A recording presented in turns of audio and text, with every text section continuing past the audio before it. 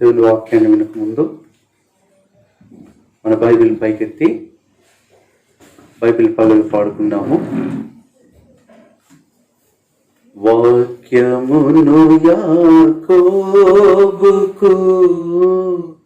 తెలియచేసిన వాడని, వాక్యమును యాకోబుకు తెలియచేసిన వాడని, ఏ జనముకిలాగునా చేసియుండలేదని,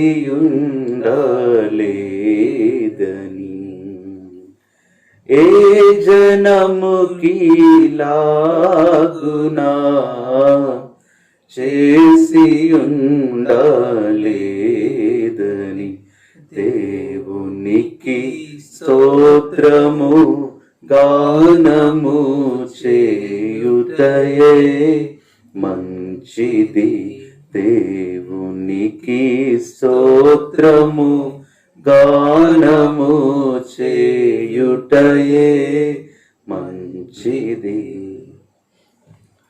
ఈ దినం కొరకైనా మరి ధ్యానం కొరకై అపోస్తలుడైన పౌలు కొరింథీయులకు రాసిన మొదటి పత్రిక 2వ అధ్యాయము 9వ వచనాన్ని అందరము కలిసి చదువుదాం. మొదటి కొరింథీ 2వ అధ్యాయము 9వ వచనాన్ని అందరము కలిసి చదువుదాం. ఇందును గూర్చి దేవుడు తన్ను ప్రేమించు వారికి ఏవి సిద్ధపరచునో అవి కంటికి కనబడలేదు, చెవికి వినబడలేదు, మనుష్య హృదయమునకు గోచరము కాలేదు అని వ్రాయబడి ఉన్నది. దేవుడు తన్ను ప్రేమించు వారికి ఏవి సిద్ధపరచెనో. ప్రార్థన చేసుకుందాం. పరిశుద్ధుడైన తండ్రి, యేసు ప్రభు నామంలో వందనాలు చెల్లిస్తున్నాం.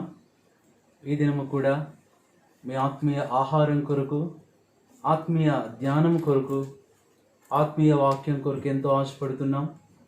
చదవబడిన వాక్యం ద్వారా మీరే మాతో మాట్లాడి మీ మెల్లనైన స్వరాన్ని మాకు వినిపించమని యేసు నామంలో ప్రార్థిస్తున్నాము తండ్రి, ఆమేన్.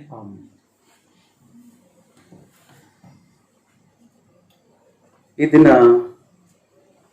వాక్య భాగము మొదటి కొరింథీ 2:9. దేవుడు తన్ను ప్రేమించు వారికి, తనకు ప్రార్థించు వారికి, తన ప్రజలకు ఏవి సిద్ధపరిచాడో అవి కంటికి కనబడవు, చెవికి వినబడవు, హృదయానికి గోచరం కావు. అయితే ఒకటి అనుభవంలో తెలుస్తాయి. వాటిని అనుభవించి తెలియవచ్చు, అనుభవంతో తెలుసుకోవచ్చు. ఈ దినాన అలాగున దేవుడు తన ప్రజలకు కనబడనివి ఏం సిద్ధపరిచాడో చూసి ఎవరికి సిద్ధపరిచాడో కూడా చూద్దాం. ఏమి సిద్ధపరిచాడు, ఎవరికి సిద్ధపరిచాడు, ఎక్కడ సిద్ధపరిచాడు, ఈ మూడు విషయాలు ఈ దినాన్ని మనం ధ్యానం చేస్తాం. మరి ఈ లాక్డౌన్ డేస్లో the lessons in lockdown home series Prabhu మనతో మాట్లాడుతూ ఉన్నారు. కాబట్టి ఈ దినం కూడా మన గృహాల్లో ఉండి మన దేవుని వాక్యాన్ని జాగ్రత్తగా విందాం. దేవుడు ఏం సిద్ధపరిచాడు, వాట్ హీ ప్రిపేర్డ్. రెండవది, ఎవరికి సిద్ధపరిచాడు, టు హూమ్ హీ ప్రిపేర్డ్. మూడవది, ఎక్కడ సిద్ధపరిచాడు, వేర్ హీ ప్రిపేర్డ్. ఇక్కడ మూడు విషయాలు, హూ, తర్వాత వాట్. మొట్టమొదటిది వాట్, రెండవది హూమ్, మూడవది వేర్. ఈ మూడు విషయాలు మనం చూద్దాం.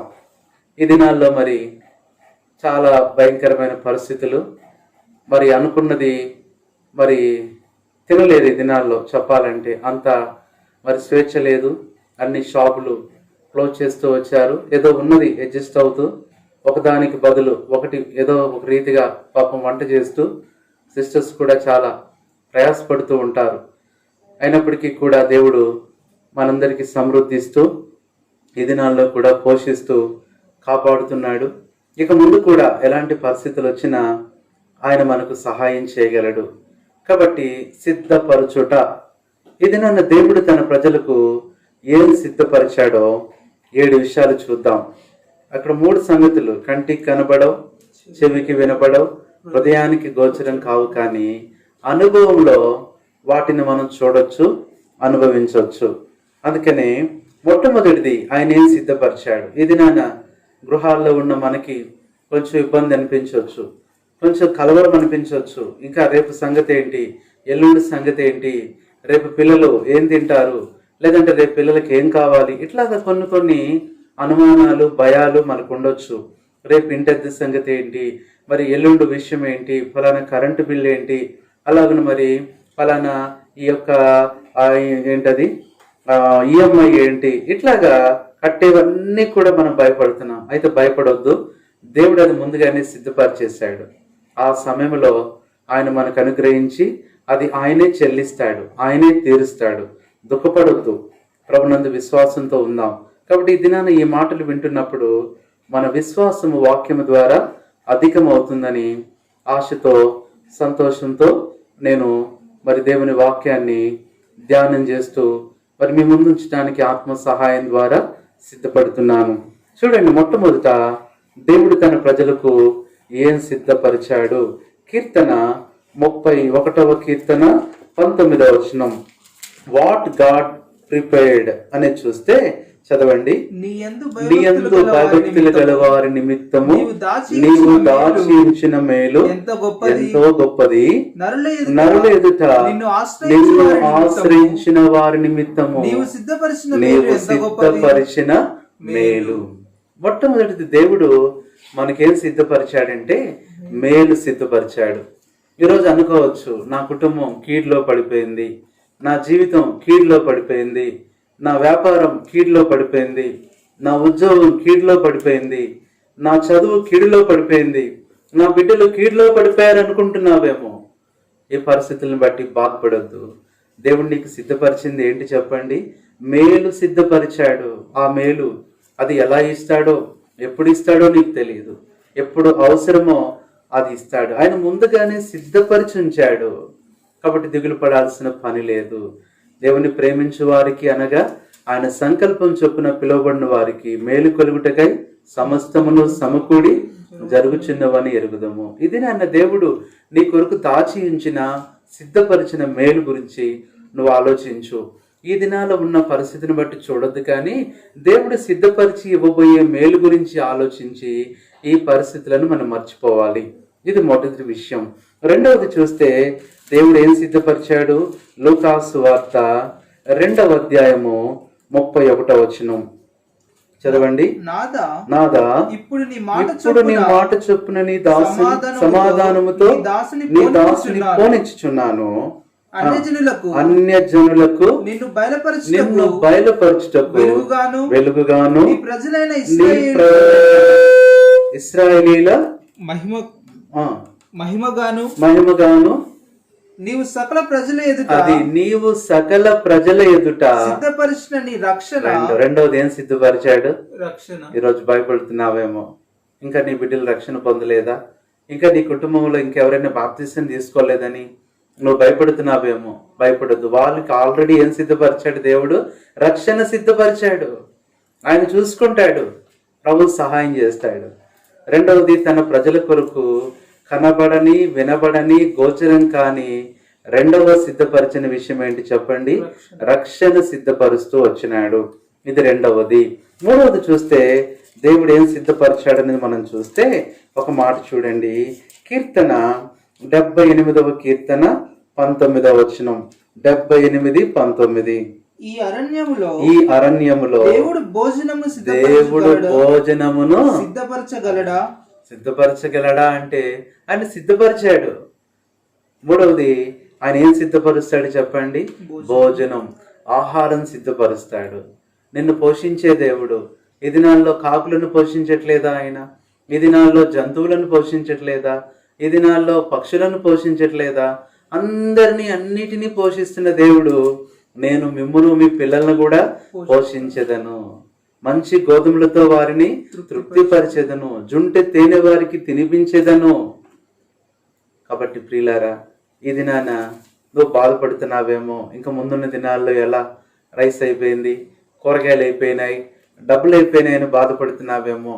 అవి అయిపోయే కొద్దీ నీ విశ్వాసం ఎక్కువ అవ్వాలి. అవి తరిగిపోయే కొద్దీ నీ నిరీక్షణ ఎక్కువ అవ్వాలి. ఎందుకంటే దేవుడే నీకు సహాయం చేస్తాడు. మూడవది, ఆయన తన ప్రజలకు ఏం సిద్ధపరుస్తాడు? భోజనాన్ని లేదా ఆహారమును సిద్ధపరుస్తాడు. నాలుగవది, ఆయన సిద్ధపరిచే సంగతి తన ప్రజలకు ఆయన ఏం సిద్ధపరుస్తాడో చూస్తే రండి దయచేసి ఒక మాట. మత్తయి సువార్త 25వ అధ్యాయము 34వ వచనం.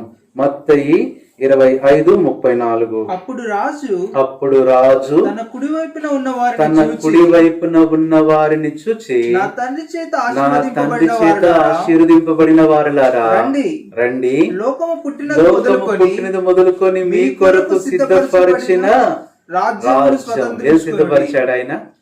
ఆయన మన కొరకు ఏం సిద్ధపరిచాడు? మనందరి కొరకు ఒక రాజ్యాన్ని సిద్ధపరిచాడు.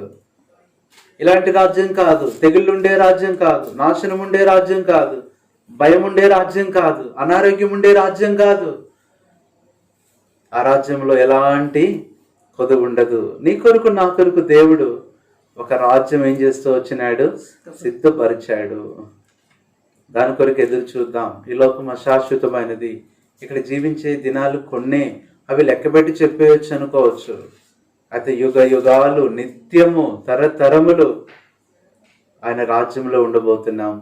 దేవుడు నీ కొరకు నా కొరకు అది సిద్ధపరిచాడు. కాబట్టి ఇది నాలుగవది.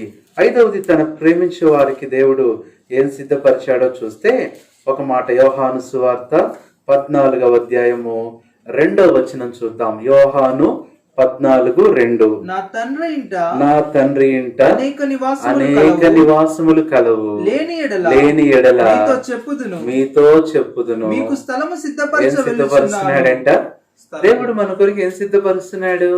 కొన్నిసార్లు అనుమానం వచ్చింది, అన్న స్థలం సిద్ధపరుస్తున్నాడు కదా, ఎన్ని గజాలు అంటాడు ఒక ఆయన. ఎన్ని గజాలు అయితే నీకెందుకు? నీకు ఎంత కావాలో ఆయనకు తెలుసు కదా. కొంతమందికి అనుమానం, అన్న మనకు సిద్ధపరుస్తాడు అన్నాడు కదా ఇల్లు, అది డాబానా పెంకుటిల్లా అంటారు కొంతమంది. డాబా అయితే ఎన్ని ఫ్లోర్లు? ఈ అనుమానాలన్నీ ఎందుకు? నిరీక్షణతో ఉండు. నువ్వు అనుకున్న దానికంటే గొప్ప సిద్ధపరుస్తాడు దేవుడు. నీ ఊహించిన దానికంటే గొప్పది ఇస్తాడు. స్థలము సిద్ధపరచ, ఎంత బాగుంది. నా తండ్రి ఇంట అనేక నివాసాలు కలవు.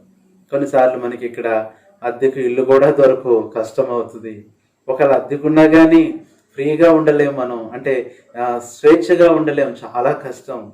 నీ సొంతమైనది దేవుడు నీ కొరకు సిద్ధపరచబోతున్నాడు. ఆ స్థలం మీద, ఆ రాజ్యం మీద, ఆ నగరం మీద, ఆ పట్టణం మీద దేవుడు నీ పేరు రాస్తాడు. ఇది ఎన్నవది చెప్పండి? ఐదవది, ఆయన సిద్ధపరిచే స్థలము.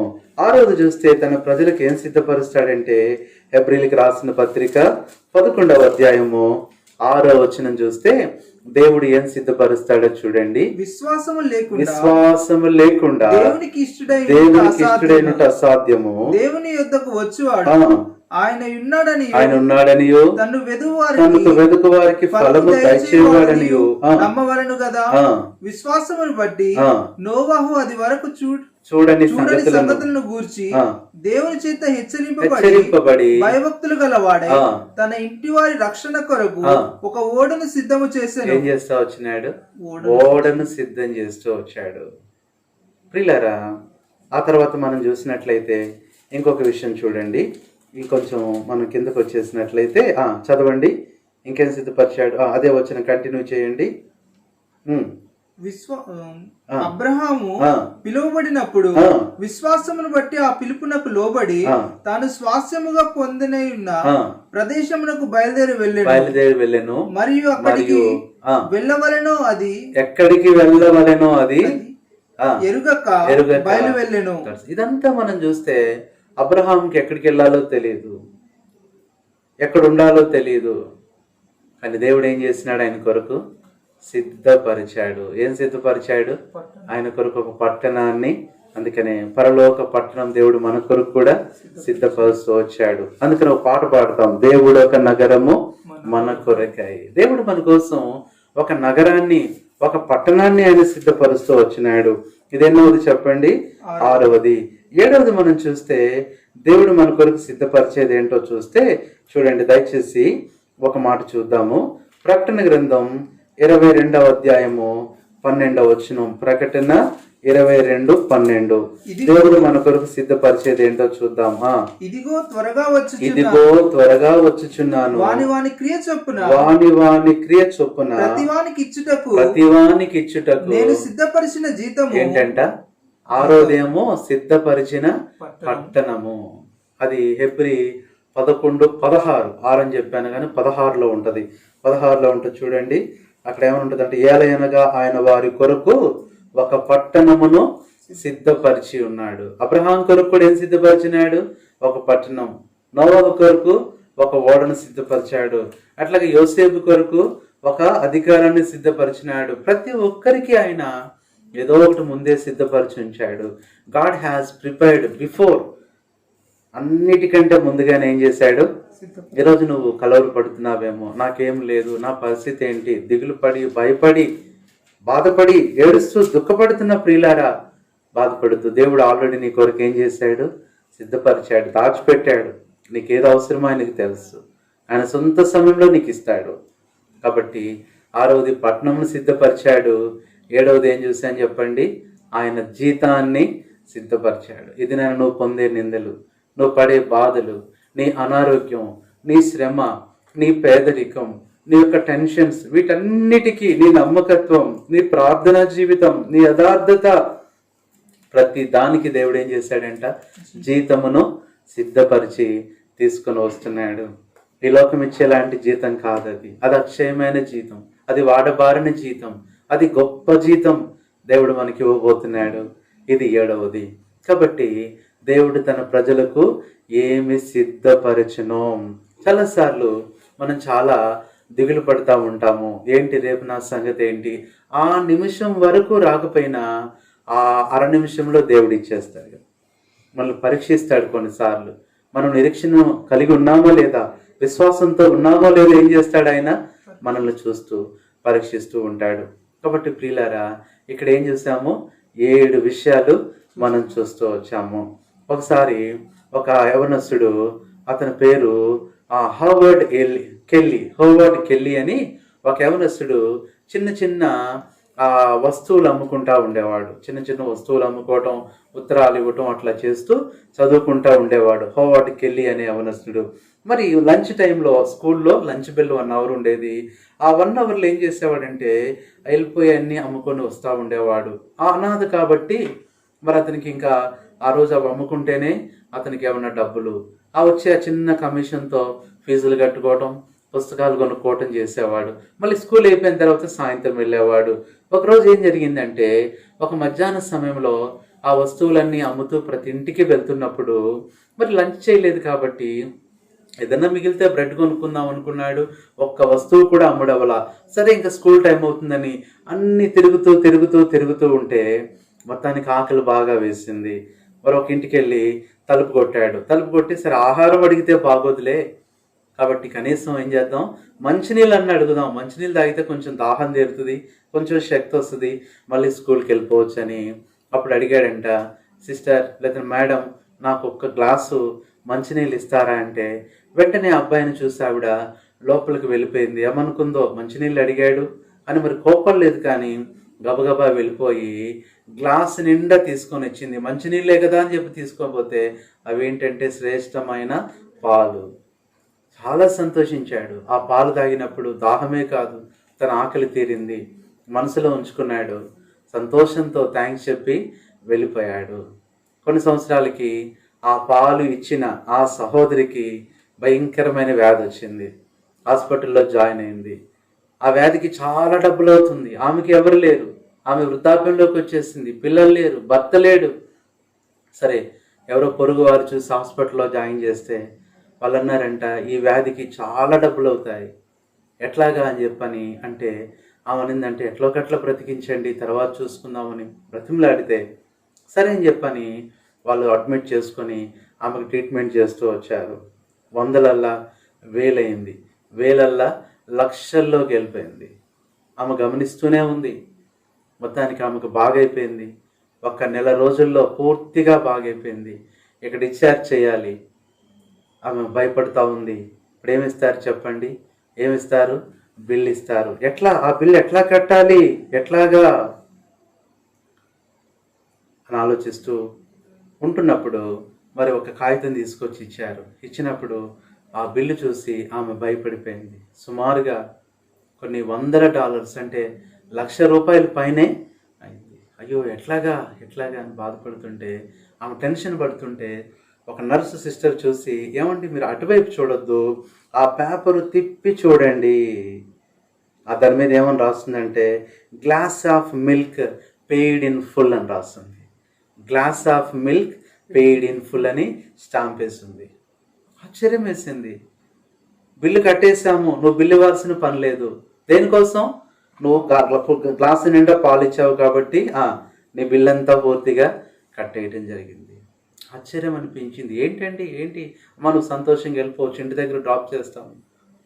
ఇప్పుడు అడిగిందంటే, ఏమండి ఎవరు కట్టారు ఇదంటే, ఇప్పుడు చెప్పారంట మా డాక్టర్ గారు, ఆయనే కట్టేశాడు.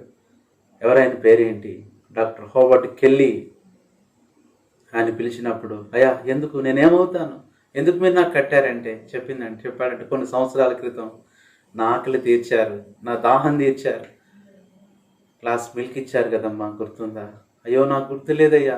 నాకు గుర్తుంది. ఇది నేను నువ్వు చేసేది, నువ్వు మర్చిపోయినా దేవుడు మర్చిపోడు. నీ ఆహారం నీళ్ళ మీద వేయము, చాలా దినాల తర్వాత అది నీ దగ్గరికి వస్తుంది. ఆమె సంతోషంగా వెళ్ళి ఆరోగ్యంగా జీవిస్తూ వచ్చింది. కాబట్టి ఈ దినాన దేవుడు నీ కొరకు సిద్ధపరిచేవి అవి చాలా గొప్పవి. నువ్వు దిగులు పడొద్దు, భయపడొద్దు, అధైర్యపడొద్దు. విశ్వాసంతో ఎదురు చూడు. 7 విషయాలు మనం చూస్తూ వచ్చాము. ఇప్పుడు ఒక మాట చూద్దాం. ఈ దినాల్లో ప్రజలకు ఒక అనుమానం ఏంటంటే, ఆ రోజుల్లో కూడా ఇశ్రాయేలుకి అనుమానం ఉంది. ఏంటది? చూడండి, 78వ కీర్తన 19వ వచనం. 78వ కీర్తన 19వ వచనంలో ఒక గొప్ప మాట ఉంది, చదవండి. 78:19. ఈ అరణ్యములో దేవుడు భోజనము సిద్ధపరచగలడా? ఇదేంటి క్వశ్చన్ ఏంటి? ఈ అరణ్యములో దేవుడు భోజనము సిద్ధపరచగలడా? ఈ రోజున చాలా మంది అనుకోవచ్చు, ఈ కరోనాలో దేవుడు మాకు భోజనం సిద్ధపరచగలడా?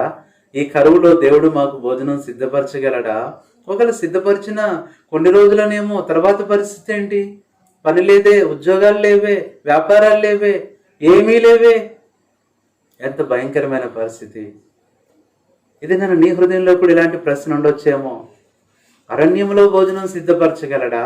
ఊర్లో అయితే ఎక్కడ సిద్ధపరచగలడు, మరి అరణ్యంలో ఎక్కడ? అరణ్యంలో కూరగాయలు ఉండవు, అరణ్యంలో ఆహార పదార్థాలు ఉండవు, అరణ్యంలో స్టవ్ ఉండదు, అరణ్యంలో ఏమీ ఉండవు. ఎట్లాగా? దేవుడు సిద్ధపరిచి చూపించాడు. ఇది నాన్న ఈ ముగింపులో దేవుడు ఎవరికి ఎక్కడ ఆహారం సిద్ధపరిచాడో చూద్దాం. ఇవి చూసినప్పుడు మనకి ఎంతో ధైర్యం కలగాలి. మొట్టమొదటి మనం చూస్తే దేవుని వాక్యంలో ఒక మాట మనం చూస్తే చూడండి, ఆదికాండం 41వ అధ్యాయము 54వ వచనం. ఆదికాండం 41:54లో యోసేపు చెప్పిన ప్రకారము 7 కరువు ఎన్ని సంవత్సరాలంట? 7. ఈ రోజులో మనకి ఈ లాక్డౌన్ ఇంకా 3 నెలలు కూడా కాల, అయినా భయపడుతున్నాం, అయినా కృంగిపోతున్నాం. మరి యోసేపు ఆ దినాల్లో ఎన్ని కరువు సంవత్సరాలు? 7 కరువు సంవత్సరాలు వచ్చినప్పటికీ చదవండి. యోసేపు చెప్పిన ప్రకారం 7 కరువు సంవత్సరములు ఆరంభమాయను గాని ఐగుప్తు దేశమంతటా ఏముంది? ఆహారం. కాబట్టి యోసేపు దినాల్లో దేవుడు కరువులో కూడా ఆహారం సిద్ధపరిచాడు. ఒక రకంగా చెప్పాలంటే దేవుని ప్రజలు మామూలు రోజుల్లో కన్నా కరువులోనే ఎక్కువ తినొచ్చు, మామూలు రోజుల్లో కన్నా కరువులోనే మంచి ఆహారం తినొచ్చు. ఎందుకని? మామూలు రోజుల్లో నువ్వు సిద్ధపరచుకుంటావు, కానీ కరువు రోజుల్లో ఎవరు సిద్ధపరుస్తారు? దేవుడే. యాకోబుని, తన కుటుంబాన్ని, అంతేనా అంటే అన్ని దేశాలను దేవుడు కరువులో ఏం చేస్తూ వచ్చాడు? పోషించాడు, వారికి కరువులో సిద్ధపరిచాడు. ఇది నన్ను దేవుడు నీకు కూడా సిద్ధపరచగలడు. కొన్నిసార్లు కొన్ని హోటల్స్ వాళ్ళు ప్రజలను ఆకట్టుకోవటానికి రకరకాలైన కొన్ని ట్రిక్స్ వాళ్ళు పాటిస్తూ ఉంటారు. కొన్నిసార్లు మరి ఆంధ్ర మీల్స్ అనగానే చాలా మంది వెళ్ళిపోతారు. ఇంకొంతమంది ఏం చేస్తారంటే మెస్ వాళ్ళు అమ్మ చేతి లాంటి వంటే అంటారు, గబగబా వెళ్ళిపోతారు. వాళ్ళు పాపం అక్కడికి వెళ్ళిన తర్వాత అన్న అమ్మ చేతి వంటలాగలేదు, అమ్మమ్మ చేతి వంటలాగలేదన్న హోటల్ ఏమన్నా అంటారు. అంటే కొంచెం ఆకర్షించడానికి రకరకాల పేర్లు పెడతారు. మరి పోటీ ఉంటుంది కాబట్టి హోటల్స్లో. సరే, ఒక హోటల్ అయినా ఇలా పెట్టాడంట, ఏమని? మీరు ఇక్కడ భోజనం చేయండి, అయితే బిల్లు ఎవరు కడతారో తెలుసా? మీరు కట్టవసరం లేదు, మీ తర్వాత తరం వాళ్ళు కడతారు అని రాస్తాడంట. భోజనం చేయండి, బిల్లు మీరు కట్టొద్దు, మీ తర్వాత తరం వాళ్ళు కడతారు. ఇది జనాలకు చూసినప్పుడు చాలా ఆశ కలిగింది, ఆశ్చర్యం కలిగింది. మనం తినొచ్చంట, ఆ బిల్లు ఎవరు కడతారు? తర్వాత తరం కాబట్టి వాళ్ళ సంగతి వాళ్ళు చూసుకుంటారు, మనం వెళ్ళి ఏం చేద్దాం? జనాలు తెగ వచ్చేస్తున్నారంట. ఆర్డర్ల మీద ఆర్డర్లు ఇచ్చేస్తున్నారు. మొత్తానికి అందరూ భోజనం చేశారు, హోటల్ కలకల్లాడిపోయింది. సరే, ఈ సమయంలో ఇక అందరూ ఏంటి చెప్పండి, ఒకటే ఆలోచన, మనం కట్టవసరలా, మన తర్వాత తరం వాళ్ళు కడతారు. సరే, భోజనం అంతా అయిపోయిన తర్వాత ఎవరి టేబుల్ మీద కాస్త బిల్లు వచ్చేసిందంట. అందరు ఆశ్చర్యపోయారు. ఏంటండి, మా తర్వాత తరం వాళ్ళు కడతారన్నారు కదా, మేము తిన్నదంటే, అవునండి, ఇది మీరు తిన్నది కాదండి, ఇది మీ ముందు తరం వాళ్ళు తిన్నది. ఏంటంటే, ఇది మీరు తిన్నది కాదు, మీరు తిన్నది మేము డబ్బులే తీసుకోము, తర్వాత తీసుకుంటాం. మరి ఈ బిల్లు ఏంటి? ఈ బిల్లు మీ ముందు తరం వాళ్ళు తిన్నారు. చూడండి, ఏం చేయాలి ఇప్పుడు? చచ్చినట్టు మళ్ళీ కట్టాల్సి వచ్చింది. అంటే ప్రియులారా, ఇట్లాంటి లోకము రకరకాలైన మ్యాజిక్స్, జిమిక్స్ చేసి ప్రజలను ఆకర్షించవచ్చు. కానీ దేవుడు ఇలాంటివి ఏమీ చేయకుండానే, నేను నుంచి ఏమీ ఆశించకుండానే, నువ్వు కష్టపడకుండానే, నువ్వు కోరినది, అందుకని వారు కోరినది ఆయన వారికి ఇచ్చెను. కాబట్టి ప్రియులారా, కరువులో యోసేపు దినాల్లో ఆహారం సిద్ధపరిచాడు. రెండోది మనం చూస్తే చూడండి, ఏలియాకు ఆయన ఎక్కడ సిద్ధపరిచాడు ఆహారం అంటే, మొదటి రాజుల గ్రంథం 17వ అధ్యాయము 3వ వచనం. మొదటి రాజుల గ్రంథం 17వ అధ్యాయము 3వ వచనం చూద్దాం. రెండోది చూడండి. నీవు ఇచ్చట నుండి తూర్పు వైపునకు పోయి యోర్దానునకు ఎదురుగా ఉన్న కెరీతు వాగు దగ్గర దాగి ఉండుము. ఆ వాగు నీరు త్రాగుదువు. అచ్చటికి తెచ్చినట్లు. ఎక్కడికంట? అచ్చటికంటే ఎక్కడ సిద్ధపరిచాడు? కెరీతు వాగు దగ్గర. ఎంత ఆశ్చర్యం అండి! వాగు దగ్గర ఏం భోజనం ఉంటుంది? వాగు దగ్గర ఏం భోజనం? ఎలాంటి భోజనం అంట? సరే, వాగు దగ్గర చేపలు సిద్ధపరచాడంటే అనుకోవచ్చు, ఎందుకంటే వాగులో చేపలు ఉంటాయి. కానీ దేవుడు ఏం సిద్ధపరుస్తున్నాడంట? ప్రతి దినము నీకు మాంసము, రొట్టెలు. కాబట్టి దేవుడు భయంకరమైన పరిస్థితుల్లో ఏలియాకు కెరీతు వాగు దగ్గర సిద్ధపరిచాడు. మూడవది, ఇశ్రాయేలు ప్రజలకు కూడా దేవుడు ఏం సిద్ధపరిచాడో చూస్తే, నిర్గమకాండం 16వ అధ్యాయము 4వ వచనం. నిర్గమ 16:4. యెహోవా మోషేను చూచి ఇదిగో నేను ఆకాశం నుండి మీ కొరకు ఆహారం పంపించెదను. ఎక్కడ సిద్ధపరిచాడు ఆయన? ఆకాశంలో సిద్ధపరిచాడు. చాలా ఆశ్చర్యం కలుగుతుందండి. ఆకాశంలో ఎవరుండుంటారో వంట? ఆకాశంలో ఎవరిస్తారు? ఆకాశంలో చాలా మంది కనిపిస్తుంది అన్న ఆహారం. ఆకాశంలో వంట వాళ్ళు ఉన్నారా? దేవుడు ఎంత గొప్పవాడు! నీ కొరకు ఏం చేసినాడు?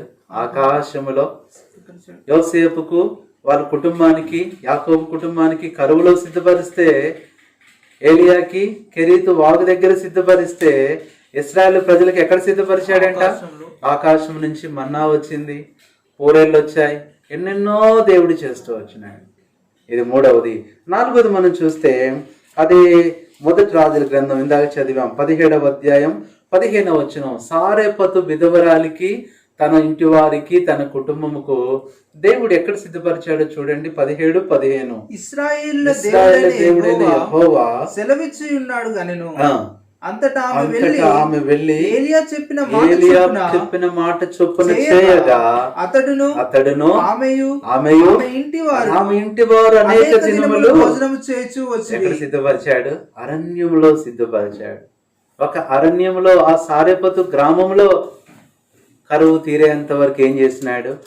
ఈరోజు నువ్వు ఎందుకు బాధపడుతున్నావు? ఎందుకు దుఃఖపడుతున్నావు? ఎందుకు వేదన పడుతున్నావు? రేపు తింటానో లేదో, నా పిల్లలు తినగలరో లేదో దిగులు పడొద్దు. పిల్లల కంటే ఈ తల్లిదండ్రులకి ఎక్కువ బాధ ఉంటుంది. రేపు నా బిడ్డకి ఏం పెట్టాలా? నిజమే, ప్రేమే, కానీ చింతపడద్దు. ప్రభు చూసుకుంటాడు, ప్రభు ఇస్తాడు. కాబట్టి ఏంటి చెప్పండి? ఇది ఎన్నవది? ఇది నాలుగవది. ఏం సిద్ధపరిచాడంట? అరణ్యములో ఆహారాన్ని సిద్ధపరిచాడు. ఈరోజు వర్తమానము, దేవుడు నీకు ఏం సిద్ధపరిచెనో, what God has prepared for you. దుఃఖపడద్దు. ఆహారమే కాదు, నీకేం కావాలో సిద్ధపరిచాడు, నీకేం అవసరమో అది సిద్ధపరిచాడు.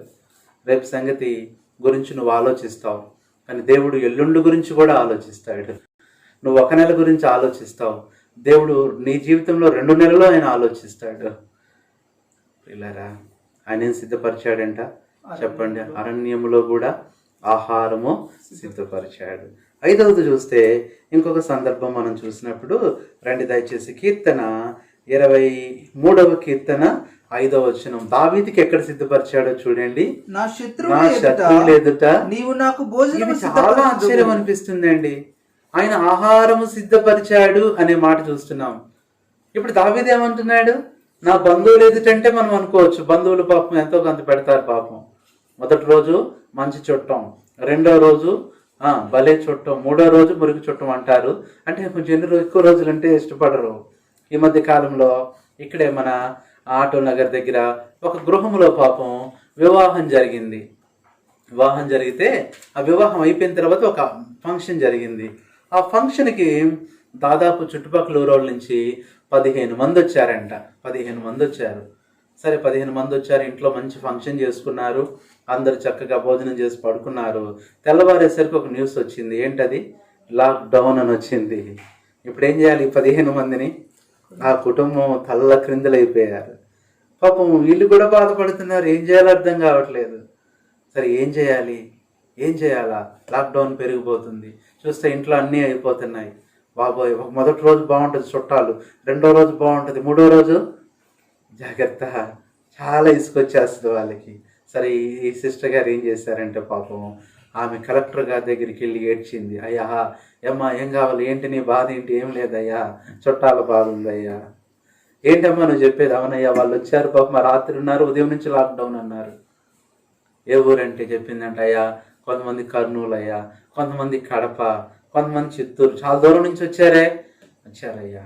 ఇప్పుడు ఏం చేయమంటావు? దయచేసి వాళ్ళని వాళ్ళ ఊర్లకి పంపించావు. వాళ్ళకి వాహనాలు ఉన్నాయా? వాహనాలు మాట్లాడుకుంటామయ్యా. వెంటనే కలెక్టర్ గారు పాపం ఏం చేయండి, వాళ్ళ ఇంటికి పంపించేయండి అని ఒక పర్మిషన్ ఇస్తే అప్పుడు పంపించేస్తే అప్పుడు ఎంత తృప్తిగా ఉందో వాళ్ళకి. ఒకవేళ ఇప్పుడు దాకా ఉండుంటే చెప్పండి, గుండె ఆగిపోయేదేమో. కాబట్టి ఇది నాన్న మనము బంధువులు పోషించడం మనకి కష్టమే. ఎంతమంది ఉన్నా ఎన్ని రోజులైనా నీ దేవుడు పోషించగలడు. ఆయన పోషించే దేవుడు. కాబట్టి ఏం చేస్తూ వచ్చినాడంట? ఏం చేస్తూ వచ్చాడు? దావీదుకి శత్రువులు ఎదుట భోజనం సిద్ధపరిచాడు. శత్రువులు ఎదుట అంటే ఎవరు ఎదుట? ఒక మాట చూస్తే మనం 1 సమూయేలు గ్రంథం 25:18లో అక్కడ ఏం చేస్తాడంటే నాబాలు కోసం భోజనానికి పంపించినప్పుడు నాబాలు ఒప్పుకోడు. అయితే తన భార్య అబీగయలా, అందుకు అబీగయలు నాబాలుతో ఏమీ చెప్పక త్వరపడి 200 రొట్టెలను. ఇప్పుడు దావీదు ఆకలితో ఉన్నాడు, దావీదుతో ఉన్నవారు ఆకలితో ఉన్నారు. అలాంటి భయంకరమైన పరిస్థితిలో, అలాంటి గుహలో, కష్టాల్లో, ఇబ్బందుల్లో దావీదుకి ఎక్కడి నుంచి సిద్ధపరిచాడు? శత్రువు ఇంట్లోంచి ఏమొస్తుందో చూడండి. 200 రొట్టెలను 2 ద్రాక్షారసపు తిత్తులను వండిన 5 గొర్రెల మాంసమును 5 మానికల వేచిన ధాన్యమును 100 ద్రాక్ష గెలలను 200 అంజూరపు అడలను అర్ధ భూముల మీద వేయించి గార్ధముల మీద వేయించి. చాలు. ఇక్కడ ఎన్ని రకాల ఐటమ్స్? 7 టైప్స్ ఆఫ్ ఐటమ్స్ వేయించినవి అంట, వండినవి అంట, సిద్ధపరచనివి అంట. తీసుకొని ఎక్కడికి వెళ్తుంది? దావీదు దగ్గరికి వెళ్తుంది. అదే అంటే దావీదు నా శత్రువు ఎదుట. అంతేనా అంటే సౌలు కూడా శత్రువే. సౌలు దగ్గర కూడా దావీదుకి ఏమొచ్చింది? భోజనం. అందుకనే చూడండి మొదటి సమూయేలు 20వ అధ్యాయము 29వ వచనం. 1 సమూయేలు 20:29 చూస్తే దయచేసి నన్ను పోనిమ్ము, పట్టణమందు మా ఇంటి వారు బలి అర్పించబోచున్నారు, నీవును రావాలనని నా సహోదరుడు నాకు ఆజ్ఞాపించును గనుక నీ దృష్టికి నేను దయ పొందిన వాడనైతే నేను వెళ్ళి నా సహోదరులను దర్శించినట్లుగా నాకు సెలవిమ్మని బ్రతిమాలుకొని నా యొద్ద సెలవు తీసుకుని. ఈ సంగతి ఏంటంటే సౌలు అడుగుతాడు. సౌలు భోజనం బల్ల దగ్గర యోనాతాన్తో పాటు ఎవరికి అవకాశం ఉంది? దావీదుకి. దావీదు రాలేదు ఏంటన్నప్పుడు ఇది యోనాతాను చెప్తున్న మాట. అంటే దావీదుకి నిజంగానే ఎక్కడ సిద్ధపరిచాడు? శత్రువులు ఎదుట. ప్రియులారా, నువ్వు ఇంట్లో తినే కన్నా అంత తృప్తి కంటే ఎక్కువగా నీ శత్రువులు ఎదుట ఏం చేయగలడు? ఆయన నీకు భోజనం సిద్ధపరచగలడు. ఆయన సిద్ధపరిచే దేవుడు, ద గాడ్ ఆఫ్ ప్రిపరేషన్స్. ఏదైనా నువ్వు ప్రిపేర్ చేసుకోవాల్సిన పని లేదు, నువ్వు వండుకోవాల్సిన పని లేకపోయినా, అసలు వండుకోవడానికి నీ దగ్గరికి ఏమి లేకపోయినా ఏం చేస్తాడు? ఆయన సిద్ధపరుస్తూ ఉంటాడు. ఎంత గొప్ప విషయం. ఆ బస్ స్టాండ్ దగ్గర ఒక మామగారు ఉంటారు, మా ముసలావిడ పాపం. ఈ దినాల్లో మాకు ఒక బాధ అనిపించింది. సరే, లాక్డౌన్ లేని రోజుల్లో అయితే కనుక పాపం అక్కడ హోటల్ ఉండేది, టిఫిన్ సెంటర్ ఉండేది. వాళ్ళు ఏం చేసేవాళ్ళంటే ఒక టీ ఇచ్చేవాళ్ళు, కొంచెం 2 ఇడ్లీ పెట్టేవాళ్ళు, మధ్యాహ్నం ఒక చపాతీ ఇచ్చేవాళ్ళు, నైట్ ఏదో ఫ్రైడ్ రైస్ అది చేసేవాళ్ళు, కొంచెం పెట్టేవాళ్ళం.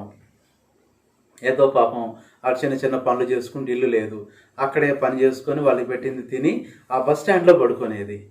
ఈ దినాల్లో చాలా బాధ అనిపించింది ఆమె గురించి ఆలోచిస్తే. ఏం తింటుంది?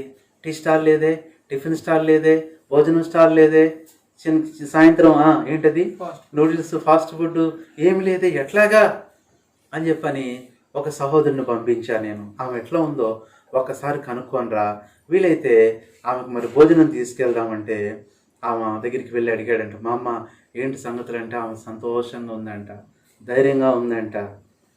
అమ్మ మరి ఏంటి పాపం నీ ఆహారం ఏంటి అంటే, నాకేం భయం, నాకేం దిగులు అంటుందంట. కాదమ్మా, అసలు ఈ పూట తిన్నావా లేదా, నీ వీలైతే మరి నీకు మరి కొంచెం భోజనము, మరి పప్పుచారు వంకాయ కూర ఉంది, కొంచెం భోజనం పంపిస్తారన్నారంటే నాకు అసలు అవసరం లేదు పోవందంట.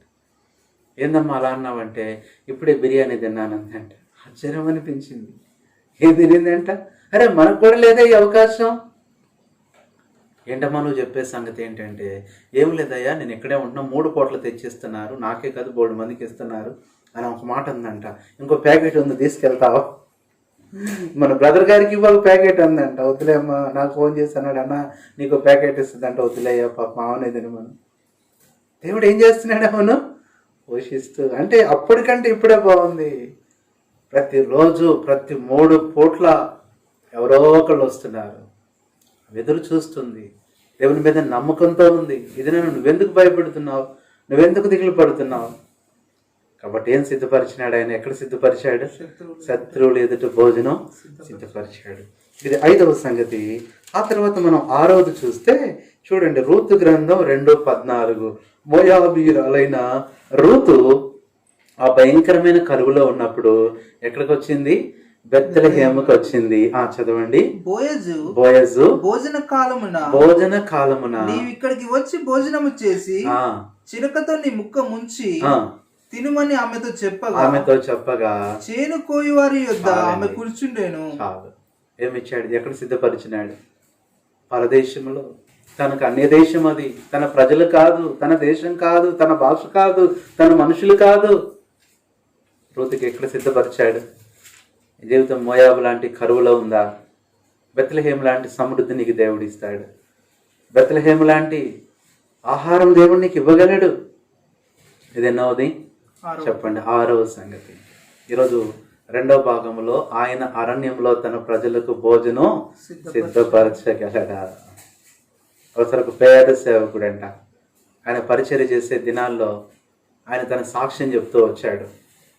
ఆ దినాల్లో మరి ఎక్కువ వాహనాలు ఉండేవి కాదు, ఊరికి ఒక బస్సే ఉండేది. ఎవరికో ఒకరికి బాగాలేదని మరి కబురు పంపిస్తే సరే అని చెప్పని ఉదయాన్నే బయలుదేరి నడుచుకుంటూ వెళ్తే మధ్యాహ్నం అయిపోయిందంట. మధ్యాహ్నం అయిపోతే సరే వెళ్ళాడు. ఆ ఇంట్లో ఆ సహోదరుడికి మరి బాగాలేదు, అనారోగ్యంగా ఉంది. సరే వెళ్ళి ప్రార్థన చేస్తూ వచ్చాడు. మధ్యాహ్నం అయిపోయింది. ఆల్రెడీ వాళ్ళు భోజనం చేసేసినట్టున్నారు. ఈయన వచ్చేలోపు ఏమి లేదు పాపం. ఈయన ఆకలితో ఉన్నాడు కానీ అడగలేడు కదా. వాళ్ళు కూడా పాపం ఉందో లేదో తెలియదు కానీ పెట్టలేదు. సరే మొత్తానికి ఏమైంది? సరే చాలా బాధ అనిపించింది.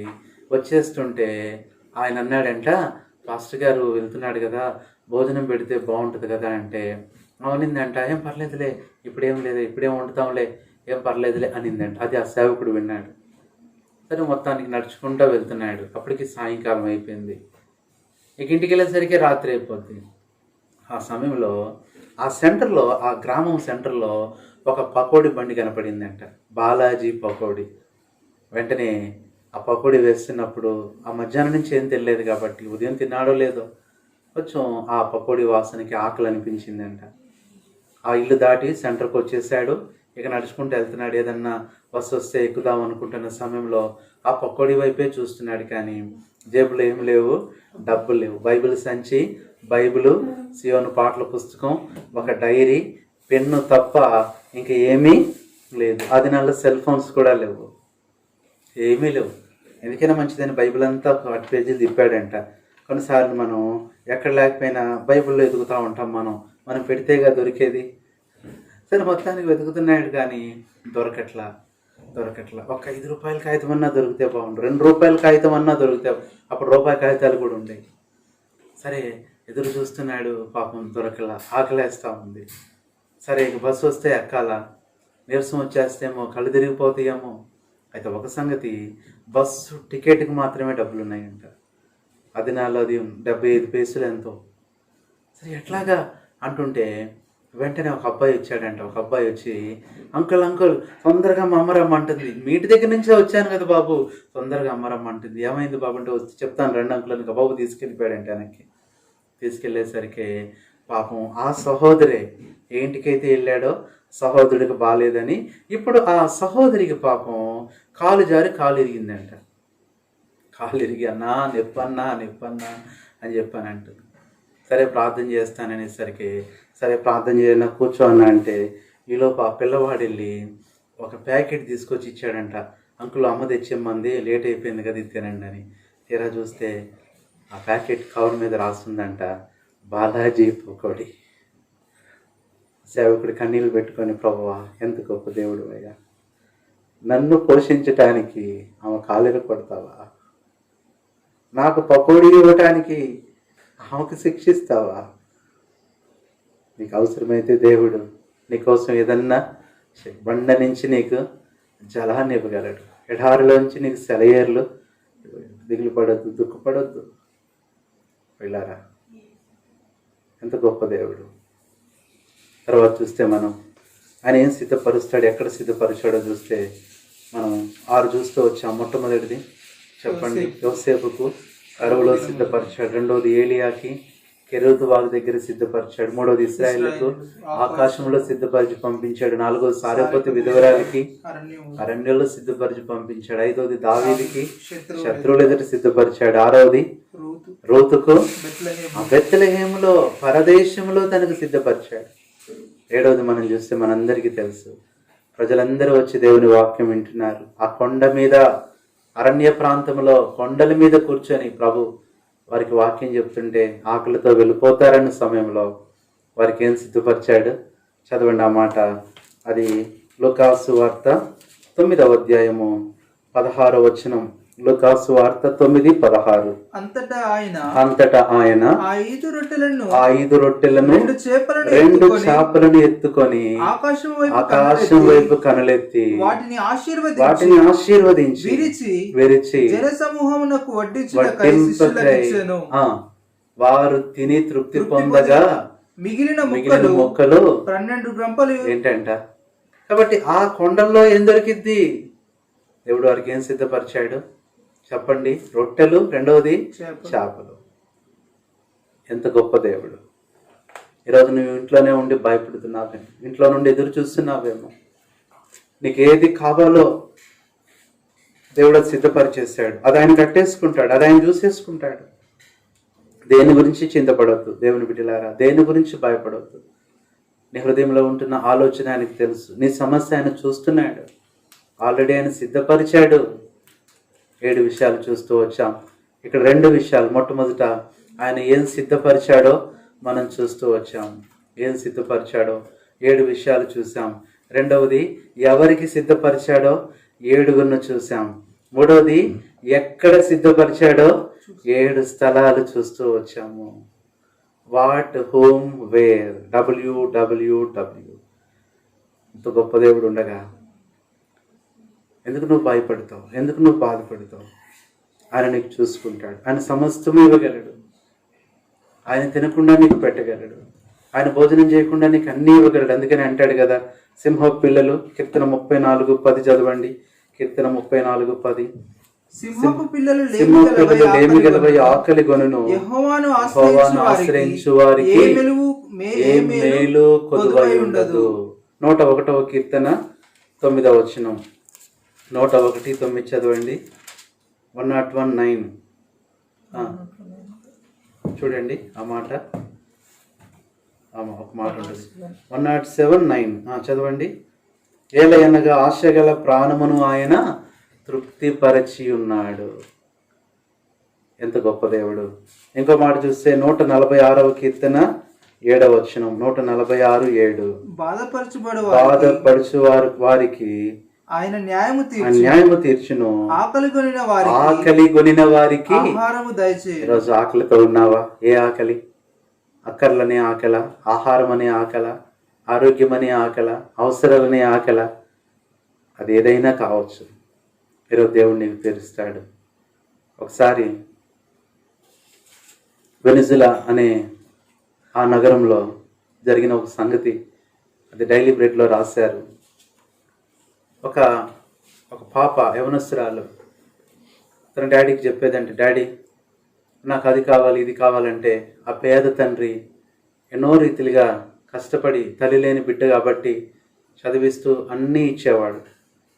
వాళ్ళ ఫ్రెండ్స్ అందరూ బాగా చదువుకున్నారు, మంచి ఉన్నతమైన వాళ్ళు. ఈ అమ్మాయి ఒక్కతే పేదది. కానీ అలాంటి తారతమ్యం లేకుండా తండ్రి అన్నీ ఇచ్చాడు. మంచి కాలేజ్, మంచి డ్రెస్, మంచి ఆహారం. వాళ్ళ ఫ్రెండ్స్ కూడా ఈ అమ్మాయిని కూడా బాగా చూసుకునేవాళ్ళు. ఏదైనా బర్త్డే వస్తే మంచి మంచి పార్టీలు ఇచ్చేవాళ్ళు. ఒకసారి ఈ అమ్మాయి తన బర్త్డే వచ్చినప్పుడు తన తండ్రిని ఎప్పుడూ అడిగిన కోరిక ఒకటి అడిగింది. తండ్రి ఊహించలేదు, అడిగింది. ఏమని అడిగిందో తెలుసా? డాడీ, నువ్వేమనుకోకపోతే నా బర్త్డే రోజున ప్రతిసారి నా ఫ్రెండ్సే అన్ని పార్టీలు ఇస్తున్నారు, ఈ ఒక్కసారి నా బర్త్డేకు నా ఫ్రెండ్స్కి నేను పార్టీ ఇద్దాం అనుకుంటున్నానంటే, తండ్రి సంతోషంగా, ఇవ్వమ్మా, పర్వాలేదమ్మా, పర్లేదంటే. డాడీ, ఏం లేదు డాడీ, ఆ రోజు బిల్లు నువ్వే కట్టాలి, మాతో రావాలి, నువ్వే కట్టాలి. ఆ తండ్రి అనారోగ్యంగా ఉండేవాడు. అప్పటికే తన పరిస్థితులను బట్టి, తన ఆర్థిక పరిస్థితులను బట్టి, పాప చదువులను బట్టి, పాపకు తెలియకుండా ఒక కిడ్నీ అమ్మేశాడు. ఒక్క కిడ్నీతో బతుకుతున్నాడు. ఆ అమ్మాయి చెప్పింది, వదిలేమ్మా అంటే బాధపడుతుందేమో. సరే, మొత్తానికి ఏదో ఒకటి చేద్దాంలే, పని చేద్దాం, లేదంటే కష్టపడదాం, అప్పు చేద్దాం, ఆ హోటల్లో చేద్దాం అనుకుంటూ వెళ్ళినాడు. మొత్తానికి ఆ రోజున తన స్నేహితురాళ్ళందరూ సుమారుగా ఒక 50 మంది వచ్చారు. 50 మంది వచ్చారు.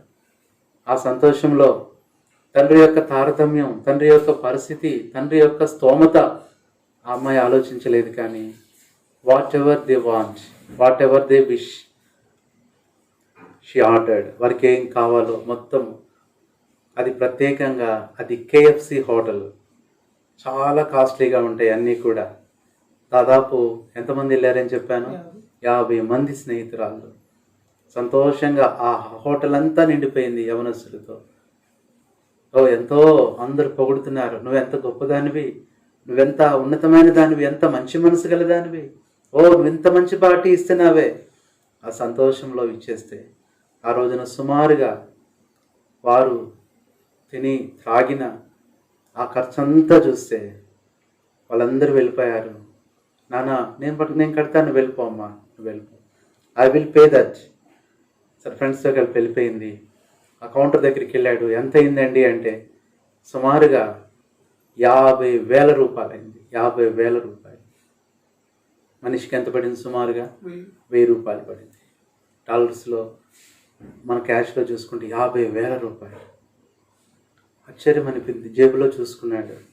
జేబులో చూసుకుంటే కష్టపడి ఇంట్లో ఎన్నిటికి అక్కడ ఇక్కడ చూస్తే 500 రూపాయలు ఉన్నాయి. ఏం చేయాలో అర్థం కాలేదు. చాలా సీరియస్గా ఉన్నారు వాళ్ళు. త్వరగా ఇవ్వు అన్నాడంటే, సార్, నేను డబ్బులు మర్చిపోయాను, నేను పంపిస్తానండి, మీకు నేను పంపిస్తాను, మా వాడు వస్తాడు. మేము నమ్మో, లేదండి పంపిస్తానండి. సరే, మీ హోటల్లో నుంచి ఒక ఆయన పంపించండి. ఆ హోటల్లో ఒక వ్యక్తిని తీసుకొని వెళ్ళాడు. ఇంటికి వెళ్ళలేదు, ఎక్కడికి వెళ్ళలేదు, ఒక హాస్పిటల్కి వెళ్ళాడు. హాస్పిటల్కి వెళ్తూ ఆ వ్యక్తిని బయట నించోబెట్టి చెప్పాడు, అయ్యా వాళ్ళు ఇచ్చిన డబ్బులు తీసుకొని వెళ్ళి నీ ఓనర్ గారికి ఇచ్చాయి. అంతేకాదు, ఇదిగో ఈ చిన్న ఉత్తరం ఉంది, మా అమ్మాయికి ఇచ్చేసాయి. సరే అండి, ఏదో ఒకటి నాకు తొందరగా ఇవ్వండి, మా ఓనర్ గారు అరుస్తారంటున్నాడు ఆయన. ఈయన లోపలికి వెళ్ళిపోయాడు. వెళ్ళిపోయిన ఒక 30-40 నిమిషాలకి బయటకు ఒక ఆయన వచ్చి, ఏమండి పలానా ఆయన తాలూకు ఎవరు? నేనేనండి, ఇదిగో డబ్బులు మీకు ఇమ్మన్నాడు, నీకు ఒక ఉత్తరం కూడా ఇచ్చాడంటగా. ఇచ్చాడండి, డబ్బులు మీ ఓనర్ గారికి ఇచ్చాయి, ఉత్తరము వాళ్ళ అమ్మాయి వస్తే అంటే ఇచ్చేసాయి. సరే, డబ్బులు తీసుకొని ఉత్తరం తీసుకొని ఆ వ్యక్తి వెళ్ళిపోయి హోటల్లో పే చేశాడు. ఉత్తరం అక్కడ ఆ కౌంటర్ మీద పెట్టారు. యవనస్తురాలు ఇంటికి వెళ్ళాక చూస్తుంది, నా తండ్రి ఎంత సహాయం చేశాడు, ఎంత మంచి పార్టీ ఇప్పించాడు, ఏంటి డబ్బులు కట్టి ఇంకా రాలేదు, ఇంకా రాలేదు, ఇంకా రాలేదు, ఇది చూస్తుంది. చీకటి పడిపోయింది, రాలేదు. తెల్లవారిపోయింది, రాలేదు.